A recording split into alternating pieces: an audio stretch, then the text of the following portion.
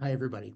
Welcome, welcome, welcome. I'm Coach Cory Three-Wing Thorell, and it is Wednesday. It is our Superconscious weekly tune-up, and we're joined by some people I've been hanging out with for a while today from all over the place. And so I'm super glad that familiar people are here. And I did get a few messages from some other folks that might be popping in a little bit late today. So I'm going to be watching the waiting room as we join today.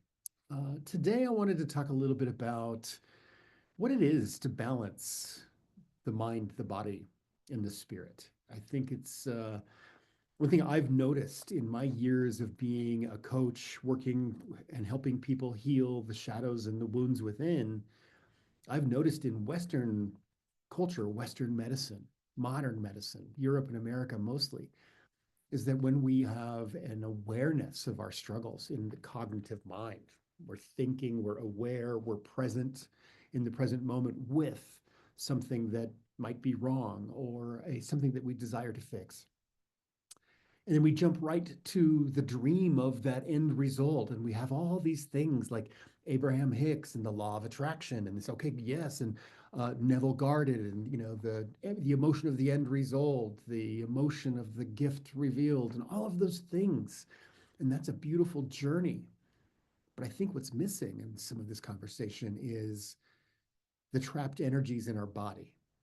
When we're little, when we're children, we don't have the capacity or the tools to heal some of our shadow wounds. And so we store them in our body for days, months, years, decades. Our unconscious mind grabs onto those things as the most important and logical way to stay safe when we were little. But then we grow up and we outgrow those things, but we're still operating on some of those beliefs, those desires, those negative emotions, those sabotaging identities that are based in our biochemical body. The unconscious mind is part of the body. So today I want to talk about the mind, the body, and the spirit. And as we open up today, I want to start with the four agreements like we always do. And I will read them twice, like I always do. And here they are. Personal material shared in our circle is for this circle. Personal material shared in our circle is for this circle. We listen to each other with curiosity and compassion, withholding judgment. We listen to each other with curiosity and compassion, withholding judgment. We ask for what we need, and we offer what we can. We ask for what we need, and we offer what we can. And from time to time, we will pause to regather our thoughts and focus. And from time to time, we will pause to regather our thoughts and focus. So, as we're opening our circle today, in the circle way, honoring this ancient work, this ancient way of coming together that's as old as people sitting around campfires and sharing our stories with the power of our words. I always like to open with a little art and beauty, a poem, a song, or some pretty words. And today, the book From Atoms to Angels jumped in my hand, and it's Dr. Paul Walsh Roberts, and it's the spiritual forces shaping your life. And this, if you don't know this book, this is an amazing read, simple to understand about how we are in the world. So I opened it up and I went to chapter 9. Each chapter has a little blurb at the very beginning, and this on the chapter called Healing is what I'm going to read. You can't heal anyone but yourself, and nobody else can heal you. Healing is more than getting rid of symptoms in your body. It is acknowledging their origin and purpose and lovingly releasing fear and discord from your mental, emotional, and physical vibrations so that the symptoms are no longer required. Physical dis-ease is the last resort your soul has to communicate to you the dis-ease in your consciousness, which you cannot escape, only heal. If you just fix the symptoms, you ignore and crush their divine guidance. So I wanted to talk a little bit about that. But before we jump in, that little quote the people that are here in the room with me, did that spark anything in you? Did anything pop in your head? Maybe you want to share. Do you have anything to offer? Can you repeat the phrase that if you ignore? Yes.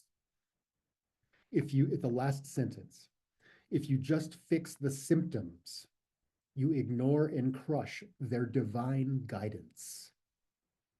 Why do we have the symptom?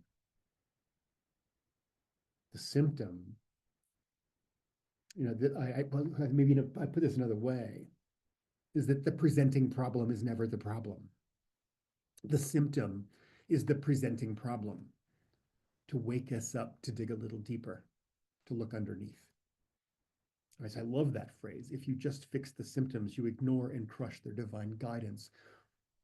What is the symptom knocking on your door to share with you? Yeah. Well, I was a massage therapist for a lot of years. I still practice, but just for family and friends kind of thing. But, through my schooling, the biggest contrast between Western medicine and Eastern paradigm is the way they say or refer to disease. Western medicine is disease. There's something wrong with you. We need to band-aid it. We need to medicate it and all that stuff. Whereas Eastern paradigm, they say that phrase as dis-ease. Something is out of balance. It's a very organic way of looking at our physiological issues or any issues really that we have in our lives. So something is out of balance. What is it? You know what I mean, kind of thing. And so I think we tend to get immersed in our Western train of thought. If we're dealing with something, then I need to see the doctor. I need to see medication or receive medication. That sort of thing. But and when you were saying that, it kind of reminded me of that. It's I think perception, is huge in this statement. Oh, I agree. And I think the missing link about, especially in Western, kind of the Western world, it's easy to think about it and then dream about it, but are we actually moving the energy to heal? And so like in one of the, like it's so much of my work that I'm, as I look at how do I serve people? How do I serve myself in this world? How do I balance, the mind, the body, the spirit, or the soul? Uh, Another way to say that is the the waking dream of consciousness right here, right now, the nighttime dream of the unconscious, and the daydream of your imagination and creativity. That's also, here we're talking about the same thing. These are the tools with which the three levels of consciousness communicate with us. I love to think about that as the waking dream, the nighttime or sleepy dream, and then the daydream, where we reignite our imagination. Our nighttime dreams often are weird and strange, and you wake up in the morning sometimes like, what? Wow, what was that? And from the folklore and the cultural anthropology and these passions of my studies, the when you are having a similar content in all three dreams, the shamans and the healers of the world would say, you're doing big work now. Because all three dreams are dreaming about the same thing. You're actually changing, you're evolving, you're expanding. And so I think it's also a nice way to realize communicating about the three dreams, the waking dream, nighttime dream, and daydream, the emotion or the feeling of those three awarenesses is important to notice. My body, the nighttime dream, weird, strange. I woke up with like, what was that? Okay. Do you have tension in your body right now? Do you have another version, another metaphor, or a parallel experience of, whoa, what was that? But in my physical body. I don't know what that is. I don't know. I don't know how to know. I'm just going to ignore it and call it normal, even though it's not normal. And I'm going to do it for so long that I forget that it's not normal. Where's that energy in our body? Right. So I just wanted to ask some questions about, I always like to design thoughtful questions, very thoughtful questions. So if you're thinking about mind, body, spirit, what's the first thing you notice changing in your life when your mind is clear, your body feels lighter, and your spirit is guiding you toward decisions that energize and inspire you? Let me say it again. What is the first thing you'll notice changing in your life when your mind is clear, your I think body feels spirit. lighter, and your spirit is guiding you towards decisions that energize and inspire you? Think about that for a second. Often we're not adding all those things together. That's mind, body, spirit at the same time. Usually one of those things or two of those things, or maybe all three of those things are keeping us stuck. Right? So let me break it down. Just the mind. What would it feel like to wake up knowing that the mental clutter, self-doubt, and overthinking no longer hold you back, leaving space for clarity and focus? Just what if? Well, all of a sudden you're not telling the same story you've already told 1,000 times before you put your clothes on. The same stories you've told 1,000 times before lunch, and you told them another 1,000 times before dinner. The same ones yesterday, last week, last year, last decade. Whoa, we let go of the old stories.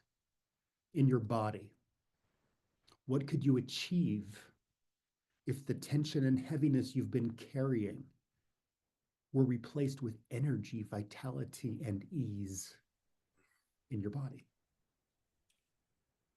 That tension in your neck that's been there forever. I get a lot of tension in my lower back because I sit in a chair at the computer way too much. So I get up and oh, golly lolly. Ugh. Sometimes I take that to bed with me, and then I wake up with it, knowing that I should probably get out and exercise and stretch and go swimming and work on those things. But now that's with me. I carry it. And the longer I carry it, the less I deal with it and the worse it gets. But in that moment, what would it feel like to be without it? Asking my body, asking my unconscious mind to remember the vitality of my youth, my younger body. Just by saying that out loud, immediately I can feel my body soften. Remember when you were 12, when your body was resilient, when we were children, we fall down, we bounce back up before we even know it. We heal so quickly.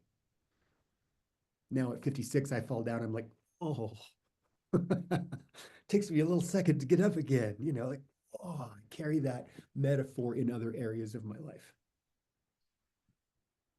And then in spirit,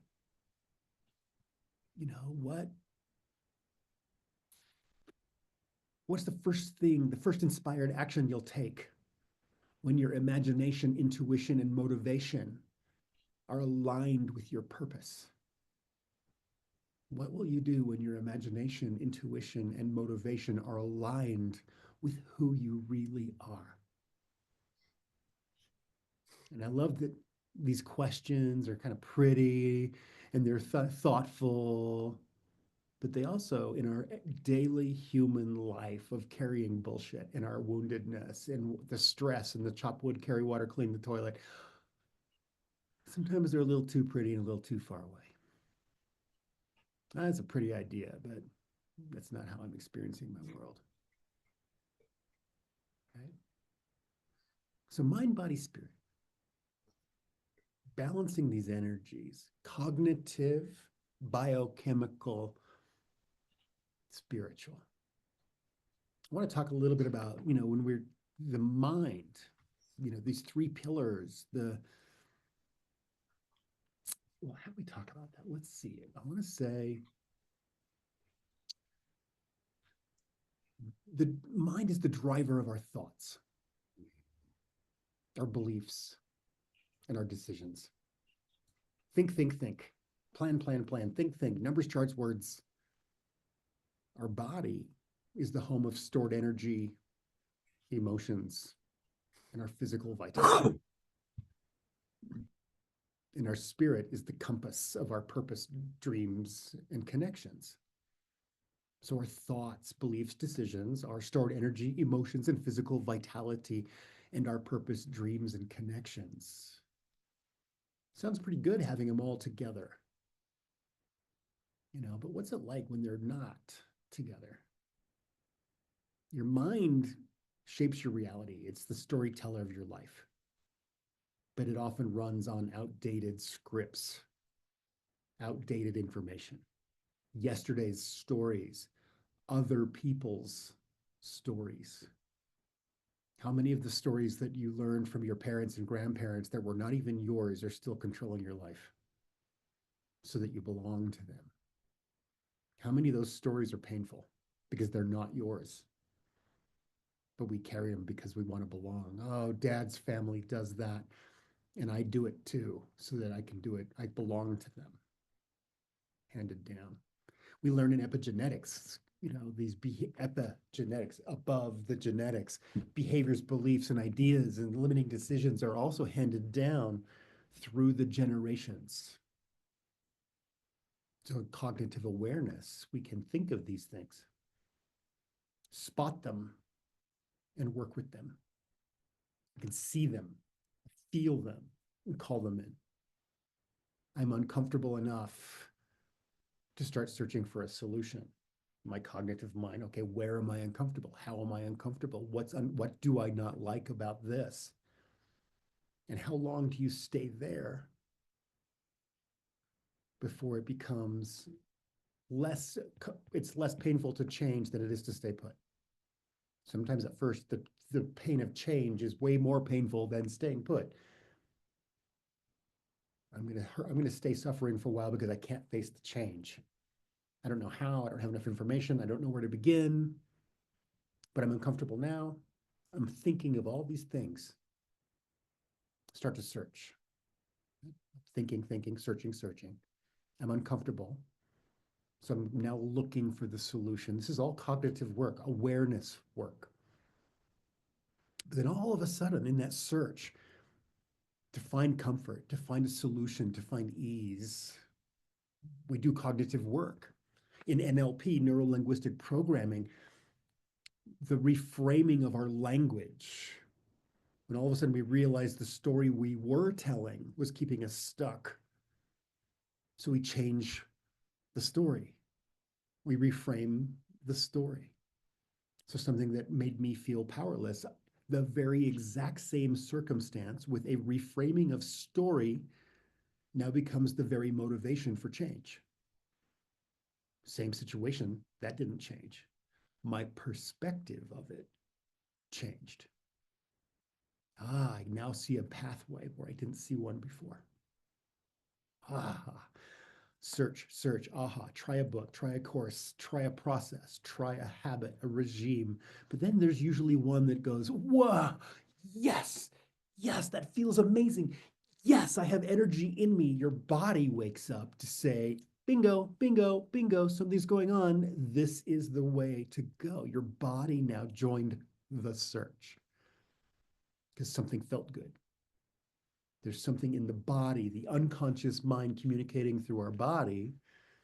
In our search for something new, it went, yes, that's the one. We're going to do this new practice, this new mentor, this new information, whatever it is that's feeling good, that now gives me like, yes, I now have motivation. I'm going to go for it. And I got it. I feel butterflies in my tummy and I have goosebumps at the same time. Wow. Okay, cool. Now our body and our mind are in alignment to work on whatever it is in our healing now, today. You with me? Right. Sometimes if we don't have that excitement and it shows up as a need, I have a diagnosis and I have to go get a treatment. Oh, that could be heavy. That could be scary. And some people will say yes, and some people will say no. Some people will choose to think differently, feel differently, pray differently, whatever it is. But once again, our body's tension, our body showing up in our story matters. Now, in healing, like the work that I do as a coach when I'm working with folks on balancing mind, body, and spirit, in that cognitive place of, okay, we're thinking about stuff with NLP, positive psychology. What is positive psychology? That's where we harvest positive mindset and strengths. Because so often in our hurt, in our woundedness, we lose track or lose perspective of what's good in the world and what we are good at. Because we're busy suffering, we're busy being a victim, we're too busy hurting. So we forget some of those things. So not only can we reframe our stories, but then we remember to see what we're good at, what our strengths are, what our dreams and desires could be, and reset our goals. But then there's timeline therapy. Now, timeline therapy, I think, is one of the most magical things to do. You know, when I first started coaching and working with people, it was really at that super conscious realm. Let's do a super conscious recode. Let's rewire your brain and rewire your unconscious mind. Okay, cool, that's fine. That's a big thing to say out loud. And if you've never experienced it, it might seem impossible or like a miracle. But timeline therapy. Okay, everybody, let me just say it out there for those of you who may not know. Imagine, if you can, if there was a line drawn in space in front of you, this magical line in a magical space, whatever color, whatever it is, there's a line in front of you. And somewhere on that line, there's a dot of the present moment right here in time. It's a timeline of today, us together, this moment, today's date. And in one direction is your past, and in one direction is your future. Right. And so I think this is pretty simple enough that most of you can maybe actually see it if you're visual enough, or maybe even just understand it in your imagination, that there is this magical quantum line drawn in a sacred space that is your lifeline. Now, I want you to practice moving around on this line. I asked you to put it in front of you when I first started putting it into your head. Now I want you to practice, put it below you. So now you are on top of the line, looking down at the dot of today's moment, looking down, there it is below you. And I want you to face whichever direction is the past. So now you're above the present moment, not in it, you're above it, but looking towards the past. And look how very far away that line into your past goes. There in front of you is this morning, last week, last month, last year, 10 years ago, 20 years ago, the moment you were born. Just before that, the moment you were conceived. Just before that, there's three pathways, a three fork in the road. One of them is your past, as far back as it goes. One of them is your mother's line, and one of them is your father's line. So that moment you were conceived, three stories entered your one timeline. And then you can imagine your own belief system as far back into the past as you could possibly go. Lifetimes, centuries, quantum realities. How far? I'm challenging your imagination from this moment to see just how far back that line goes into the past. And as you look a little bit closer to when you were a teenager, when you were in love for the first time you got laid and had sex, the first time you had a magical kiss, the first time you made a bunch of money, the first time your heart was broken, the first time you took a stand for yourself, the first time a really amazingly magical thing happened, the first time something really hard and wounding happened. But we're up here, we're above it, looking down at it, not reliving it, but we can see those spots in the line all the way back.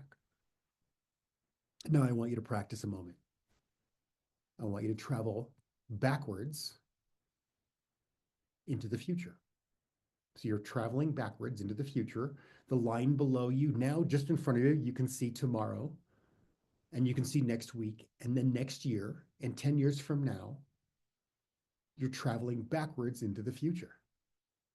Can you do it in this magical way? It's imaginative, wonderful way. Now, I want you to think from this magical place, this perspective looking down at the timeline, your future. And I want you to consider something you're working on right now, a goal, a challenge. There's something you're working on, something you really desire, something that you need. And let's say maybe 5 years into the future, you already have those things. Let's look down at all that life growth and work and effort and expansion and success, and look down at that moment in the timeline 5 years from now in the future.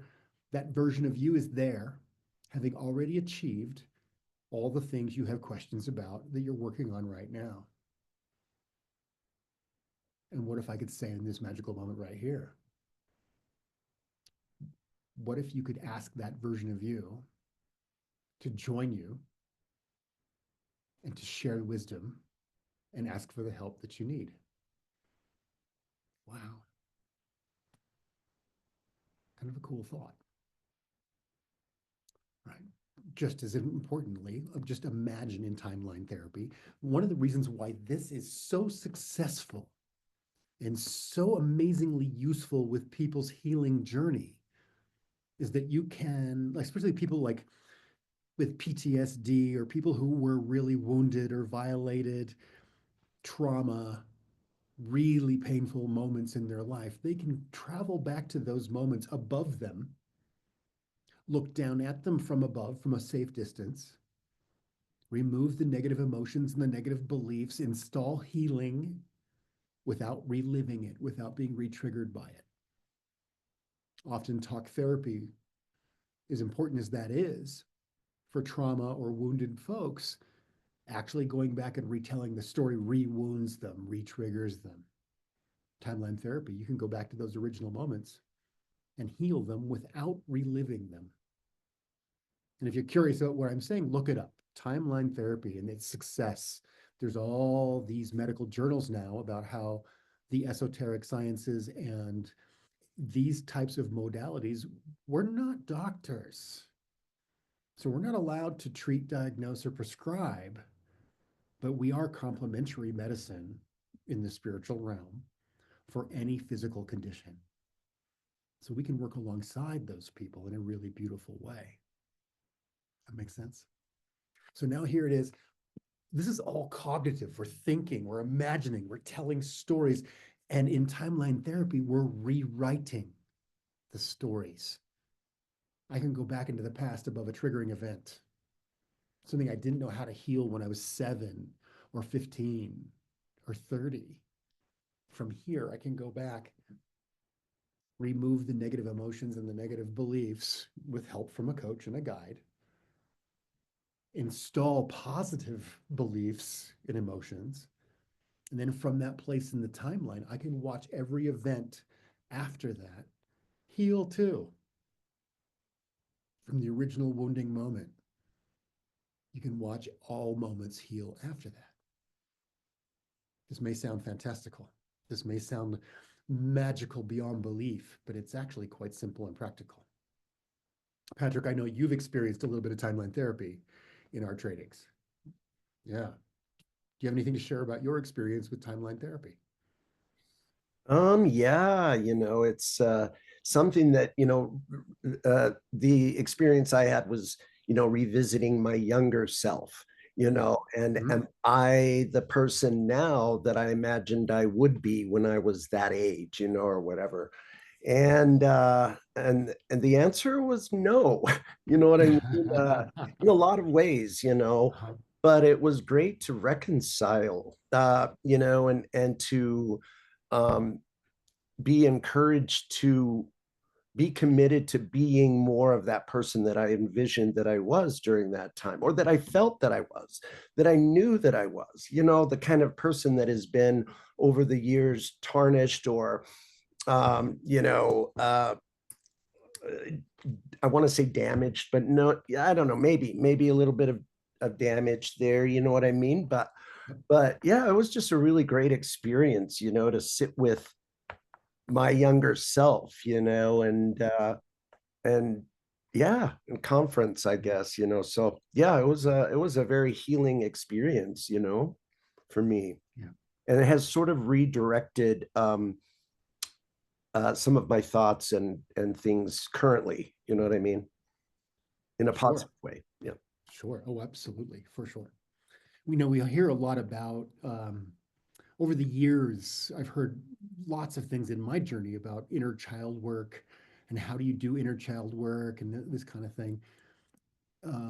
Okay, let's go back in a imaginative guided meditation or a superconscious recode or hypnosis kind of a way. Say, let's go back and find the wounded child and call them out. That version of you that needs you, that's hurting, that didn't heal then. Let's call them out and first of all, can you even find them? Will they even show themselves to you? And if they do, does it take a little coaxing to get them to come? That 7-year-old version or 3-year-old version of you, are they safe enough to come to you? Let alone crawl up on your lap, let alone laugh and play with you, let alone be the wise teacher that they are for you. Right? That's kind of amazing. That's part of this work. And timeline therapy helps us with that. Superconscious Recode or hypnosis helps us with these stories. These are all stories that we reframe what we thought before into a new thought, which is creative, imaginative, intuitive. And these are the tools of the spirit. These are the tools of your superconscious mind coming into play, right? As we're healing the body, let's come back to that a little bit. As we're healing and we're talking about these things, we might go, yeah, but pretty idea, and I think that's awesome. And someday maybe, but I'm stuck right here, right now. I got my own bullshit. I got my own learnings to do. I'm still hurting. I'm trying to build a dream on an unhealed wound, and I can't even find the wound, let alone heal it. But I feel it. I feel it. I feel it. And this is where we can get into releasing this energy in the body. And this is where things like emotional freedom technique, a lot of people know it as tapping. Sometimes we've seen that. Okay, I'm going to say an affirmation. I'm going to hit these meridian points. I'm going to do the whole thing right here, here, here, here, here, here, here, here, here. Do all of this. What did I just do? I hit the 14 meridians of Chinese medicine on my body. Acupuncture, acupressure. These points here, when we activate them, we wake up our body. And it goes, oh, hold on, we are energy. We are electrobiochemical energy. And all of a sudden we tap these switches to go, oh, whoa, we come to life, we release energy. Now there's all kinds of ancient studies and modern practications of these things. How do you use this now? Specialized kinesiology, positive EFT, okay, energy points. Swishing. I'm going to move energy with my hands, energy work, this kind of thing, Reiki from afar. All these things are helping to move the energy in our bodies. I was a massage therapist too, Patrick. So, I remember there was times when I first became a massage therapist, wanting to serve and wanting to heal people and wanting to make people feel better.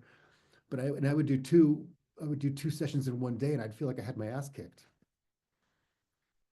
Because all of a sudden I realized I was taking on their energy, and because I didn't know how to let that energy move through me, or even better, to use their energy and not spend my own. What? That's a thing. And when I learned that I could actually, the real energy that my client was releasing on the massage table, I could not take it on as my own, turn it around and use it to work on them deeper, more efficiently, and more beautifully, and refill my well. And I could do 6 massages in one day and feel like I could leap over a building when I got off work. Learning to move energy, learning to use and appreciate and to work with the energies in our bodies. Now, once again, this is the conversation, like I said at the beginning, that I think is missing it's missing from our world in Western culture. It's not missing, but it's not on the top of the conversation. We live in a world that says, oh, you're hurting, take a painkiller. Oh, you're sick, so go take some drugs, and then take some drugs for the side effects of those drugs, and then go take some more drugs for the side effects of those drugs, and then go have a surgery for the drugs you took in the first place. And it just goes on and on and on because we're unconscious about it all. Hi, Robin, welcome. Hi. You know, so now I want to come back around a little bit.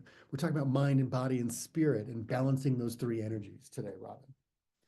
And so the cognitive awareness of the mind, then there's the biochemical releases, the acupressure, EFT, tapping, EMDR, these ways we can move energy out of the body.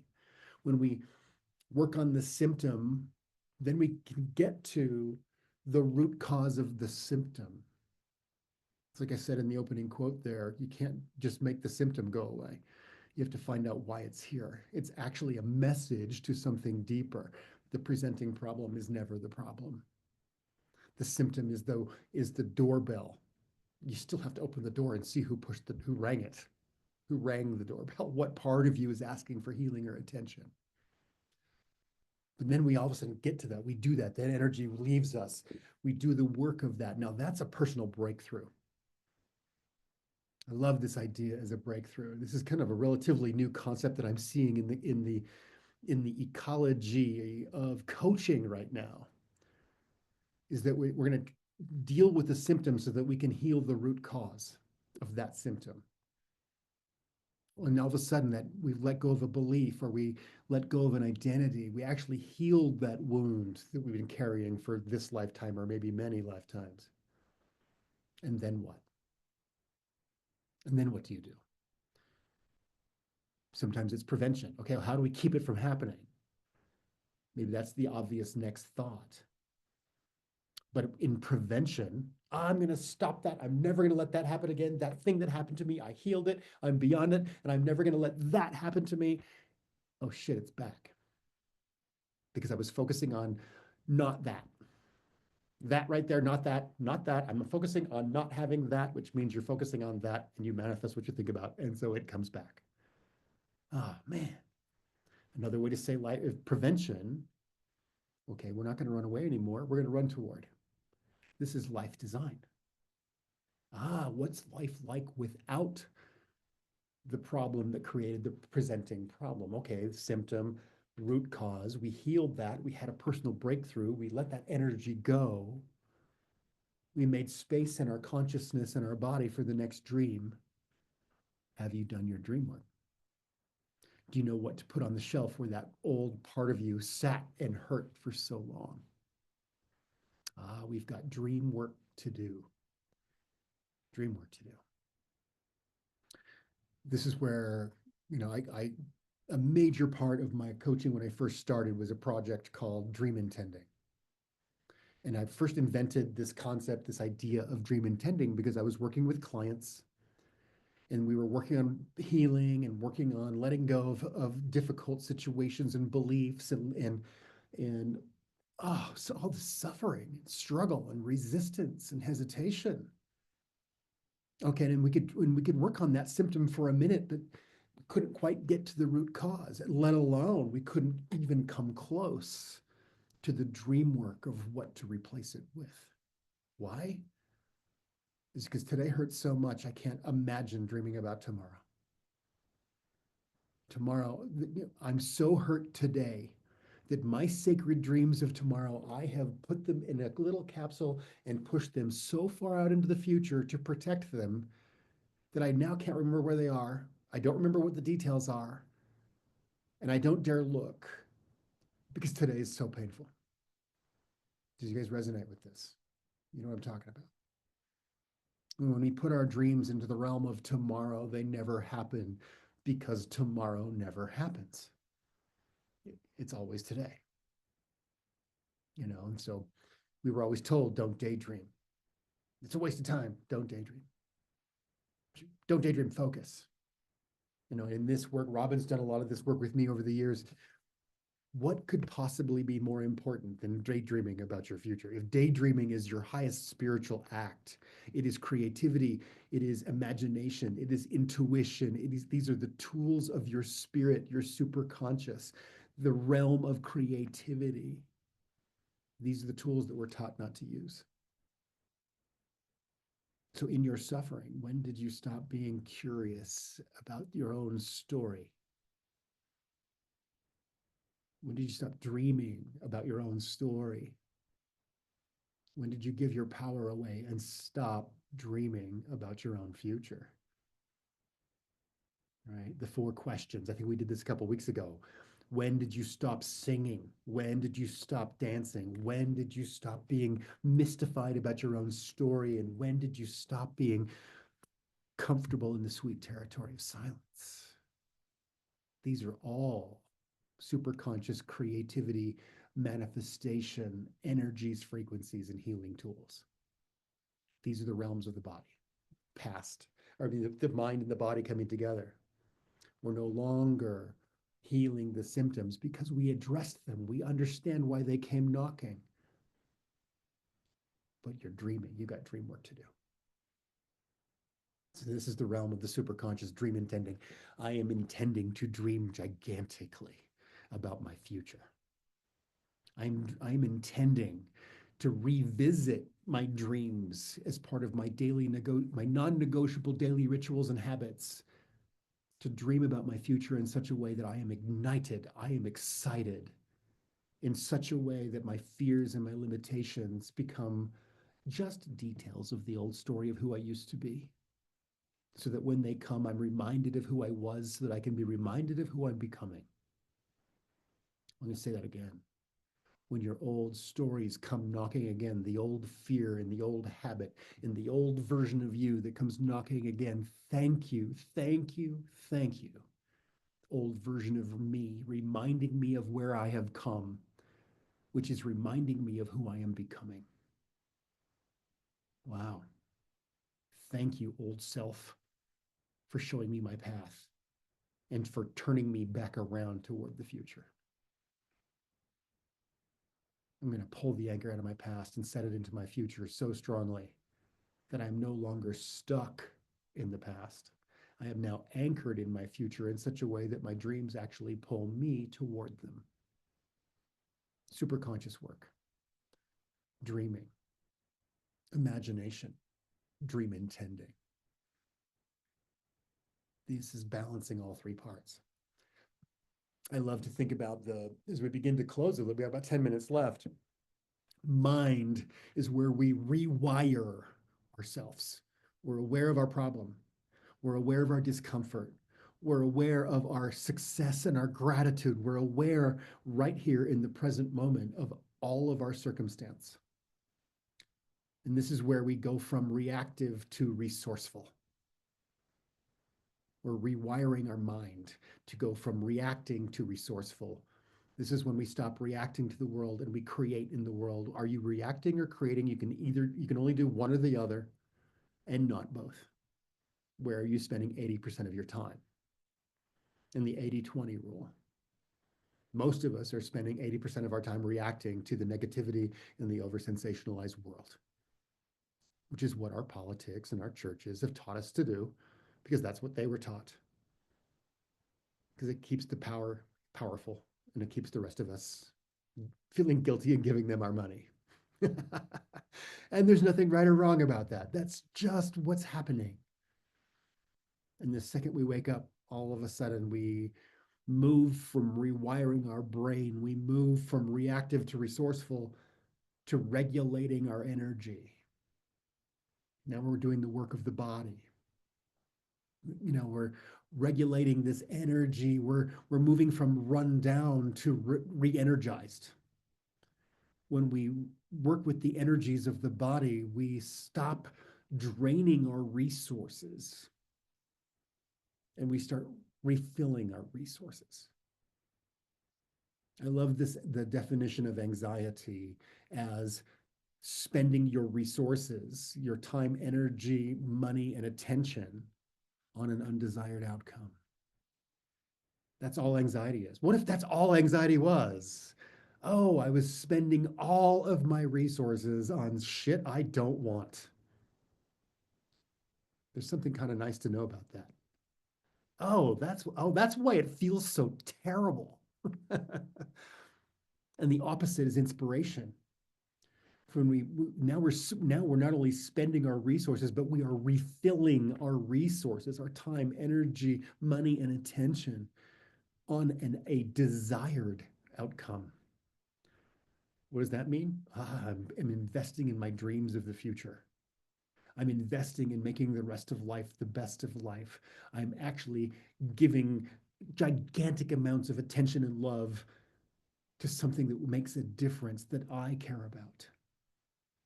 So now we're regulating our energy from draining to refilling, from rundown to re-energized. Oh, so now we're rewired and we're regulated. And now we move to the spirit, where we redefine our reality of who we were into who we're becoming. Right? And this is we'll go from ruminating to re-engineered. Right? Ruminating to re-engineered. Wow, talking ruminating, story after story after story, to my story. This is who I am. This is my purpose. This is my passion. And here's my confidence. And here's my competence because of my confidence. And now I've balanced all three of my energies, my mind, my body, my spirit, my waking dream, my nighttime dream, and my daydream. I've worked on my symptom. I've worked on the root cause. And now I'm designing my life. Mind, body, spirit. There's something wonderful to me about how this metaphor of mind, body, spirit shows up everywhere. It shows up over and over and over everywhere we look. Because I think this is the journey that all humans everywhere have in common. This is the journey that we're all sharing together. Because when we are rebalanced, we've brought our mind, our body together. We've rewired, regulated, and redefined. We are now resourceful, re-energized, and re-engineered. Amazing, right?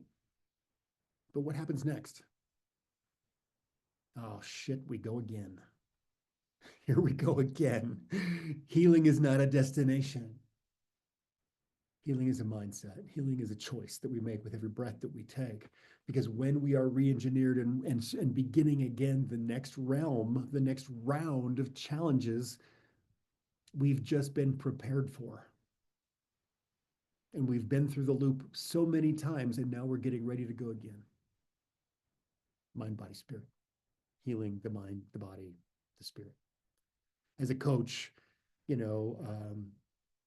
learning these modalities about where to meet a client where they are at in their belief system, what's going on for them in their thinking, what's going on for them in their body, and what's going on for them spiritually. What's going on for them then, let's go a step further, in their relationships, in their life. Emotionally, what's going on for you? What's going on for you, in these realms of your world. This is why we need each other. I've often joked that one of my favorite things that has the perfect name is a blind spot, right? Because we cannot see our own blind spots. Usually it takes someone that we know or love or trust to say, I see what you're saying and I hear what you're trying to do, but I also see what you are doing. And can we talk about that? This is where healers and coaches and shamans come into play. This is where things like plant medicine, doing mushrooms or ayahuasca, or these expansive opportunities where we go, I can now see something I couldn't see before. And that's the beauty of working together. We're in the last few minutes of our time together today. So I kind of want to open it up a little bit to the people in the room. Thank you guys for being here. What sparked your energy? What did you learn today about mind, body, spirit? What did you what registered for you as, yeah, that's me, or where do I get me a dose of that? Anything sparking for you guys who are here today? I realize you're talking about the timeline therapy. Yeah. And I naturally have done that. So it was kind of an aha for me so I've been doing a dragon solo journey a lot and reaching out for, I do research in that, but yeah, I was going back and doing that with that and naturally. So I want to look into it more because I didn't realize it was part of the thing. So I'm going to learn more Right. about it. Awesome, awesome, awesome. Yeah, thank you, Corinne. Yeah. Anybody else want to throw something into the circle? Yeah. Well, I just want to say, it seems like we all spend a heck of a lot of our time working on that undesired reality. Whether it comes out as anxiety or it comes out as something else, it's just like, why? There's like absolutely no reason on earth to spend so much time focusing on what we don't want when what we do want could be right in front of us if we allowed it. But like you say, you spend so much time pushing it away. It's like when we did the dream intending, it's like you don't even know you have a dream because you've pushed it away for so long. Yeah. Yeah, it was really interesting. Thanks for bringing up dream intending. Robin was with me for a couple of rounds of dream intending in that community. And boy, those people are our lifetime friends now. And a lot of those folks showed up realizing and maybe giving themselves permission to dream again for the first time. And the people that have come through that program with us who have done things that they'd never done before, like written books, traveled the world, started businesses, found themselves in relationships, changed jobs, all kinds of things because the new dream took the place on the cosmic shelf of their old suffering. Wow, how cool is that? How cool is that? Your new dream took the place on the shelf of where your old suffering used to be. Something pretty cool about that. Yeah. So I want to just make a little announcement here, and you guys are going to start hearing me talk a lot about this because there's a new program that I have that's coming out. You're going to hear about it a lot. I've been doing a lot of writing, and you're going to see it in my social medias and advertising and things like that. But there's a program that is literally the product of dream intending. As my partner Maria and I, when we were teaching dream intending to our amazing community of dreamers and creators and manifestors, my favorite thing about that is that we were not just teaching that class, we were doing the class with you. All the homework we assigned, we did it too. We did our dream work too. We challenged ourselves to dream a dream we had not dreamt before. And so my coaching practice was a big part of that dream for me because I was dreaming of a global empire. I want a global reach. I want to leave the world a little better than I found it, maybe a lot better than I found it. And after 2 years of dream intending, we realized we needed to slow down and stop and make some room to rebuild and to rest and re-engineer. And when I went back to school and I got some really new skills, and I went to business school and learned how to run a business in a new way. So my new program is called Switchcraft Forward Life Reimagined, where dream intending is a major piece of that. All of that intentional dream work is a part of that. And what's super cool to me in the expansion, all my old courses that in the past, they were 6 weeks or 14 weeks, and I would do the class, and it was super cool, and then I'd repeat it and do it again. And it was always super amazing because it was me and my gift, and I was being a coach and sharing wisdom and building community with people I loved. But like I said, dream intending was 14 weeks. And every time this momentum, 14 weeks, and then it would be over. And we're like, man, we were just getting started. Okay, let's get going. We'll do it again. And we build that momentum, get excited, and oh man, super cool. And then it would fall off. So then I did some research and I did some studying and I talked to a bunch of coaches and mentors about how do you do an evergreen program? A program that never ends. Well, that's what Switchcraft Forward is. It begins on February 15th. And I've got some pretty amazing ways to join that. There's a high ticket version of that, but there's also a VIP and alumni version of that because I want the right people in there welcoming the new people. So what this is, let me just give you a couple little peeks about Switchcraft Forward Life Reimagined. It is a weekly 2-hour call with the entire community. We call those the roundtable calls. Twice a month, there's a VIP masterclass. I'm calling that the scene change. Then there's one-on-one coaching with me. There's one-on-one daily habits and rituals with my partner, Maria. Then there's the community hub, where everybody inside the community gets access to each other with chat and online space and ways that we can communicate, ask for what we need, and offer what we can with one another. And it all comes on an app on your phone so that you can have replays and videos and the resource library and meditations and hypnosis and guided, all kinds of things. Needless to say, this year I've been really busy and I am super excited to be welcoming people into my new community. So if anybody out there, if you're curious about Switchcraft Forward Life Reimagined, reach out to me directly, because it's one of those things where I know a lot of people can't afford to pay a full price to drive in the Cadillac, which is why I've got an opportunity for people like you. Reach out to me one by one.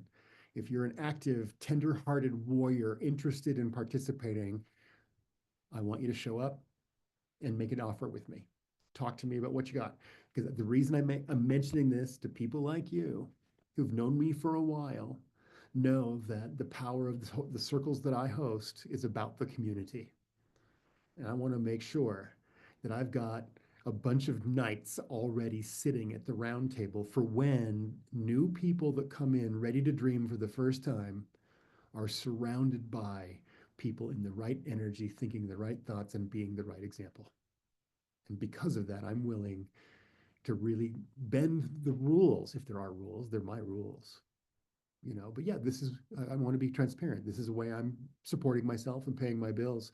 But at the same time, I understand what it is to need to transform and heal and grow wherever you are on the path. That being said, I'm just going to leave it at that.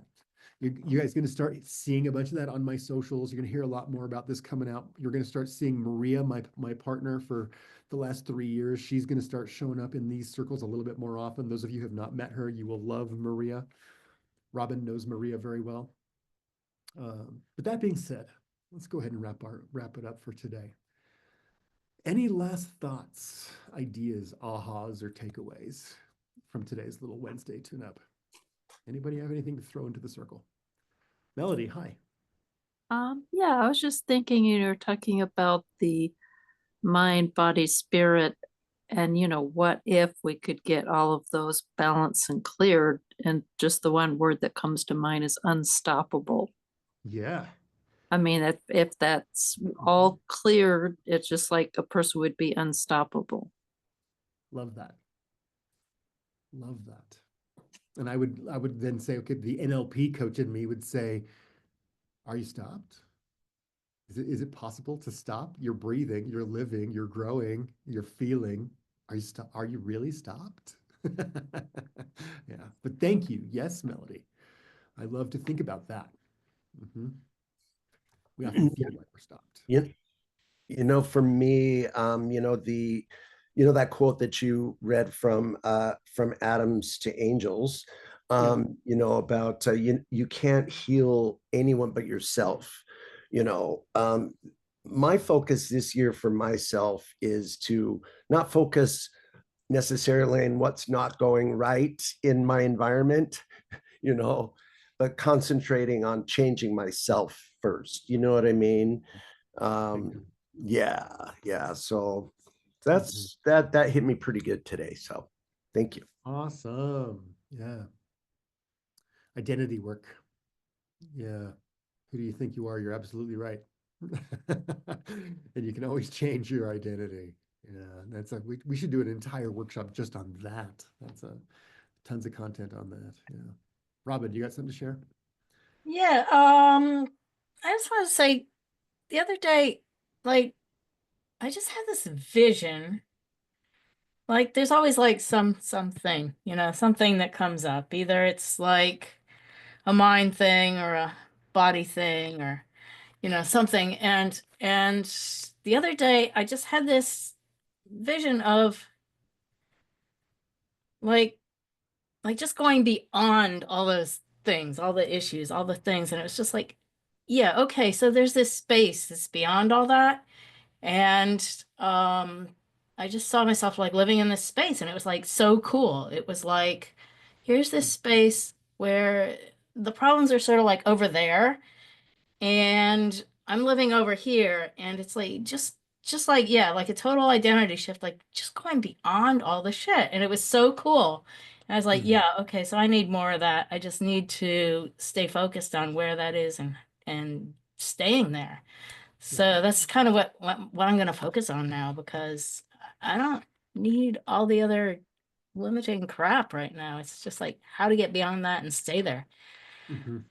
Yeah, it's just so cool. It's like, okay, I'm gonna be like this, person, and maybe I'll be like 90 or 100 years old, and I will be like still doing this stuff without the crap. And it's like I can do that right now. I can do that Mhm. right now. It's just a matter of Bravo. deciding, Yeah, switching absolutely. that story. So Mhm. yeah, so it's just so cool. I just want to say it's right there and it's possible. Yeah. Mhm. Well, when we start to feel better, like literally feel the energies, the frequencies of joy, gratitude, goodness, the lightness, it becomes contagious in such a way that you can't react anymore. When you step into creating, imagining your world, you can't react. You can't react and create at the same time. And that's something I think about a lot. And it's a conversation I have with my clients a lot, because we have this pretty idea. It's like, yeah, I'm going to create my future, but I'm busy reacting to the world. I'm fighting, I'm defending. I'm fighting, I'm defending. I'm fighting, I'm defending. I'm fighting, I'm defending. Well, when you're fighting and defending all the time, It's too much work. that's reacting. Yeah. It's reacting. And there's times when, yeah, we're going to take a stand for what we believe in 100%. But there's a difference in that action, because then we're in creation of a new world. And when we're in the energy of creation of a new world, we can stand on the front line of any battle anywhere and not be wounded by it, because we're no longer in danger. We don't have to like it. And in fact, it's really good. You know why you don't, which is why you're showing up. You're taking a stand for something you believe in. And how do we get there? You love gigantically. You love gigantically. Yeah. Once again, I love that. That's a whole conversation for another day. Loving gigantically. That's a whole thing we could talk about. We will, for sure. Well, everybody, thank you, thank you. We've gone a few minutes over the hour. I want to honor our time on a Wednesday. I want to thank everybody who stopped their Wednesday to step into space with each other, with me and each other. Again, one more time. Thank you for your support and your belief in me. And I love you. I support you. I'm always looking forward to more time with you. Anybody out there, if you're looking for a little bit of work and help in this world with your mind, your body, your spirit, because you can't see your own blind spots and you're stuck, you don't know quite where to go, please reach out. Don't sit alone with those things. Show up with your story. Put yourself first and start the process of making the rest of your life the best of your life. You can find me in the links right here. You can always find me at corytimecoaching.com and reach out and have a chat with me. You can also find me at Cory Thorell on Facebook, on YouTube, Instagram, and all of the socials. And you will find those in my links as well. Thank you, everybody, for being here. Let's come together. Let's stay in touch. And once again, more power with you. We're more powerful together than we'll ever be alone. I love you. This has been another episode of Superconscious Tune Up. See you next week.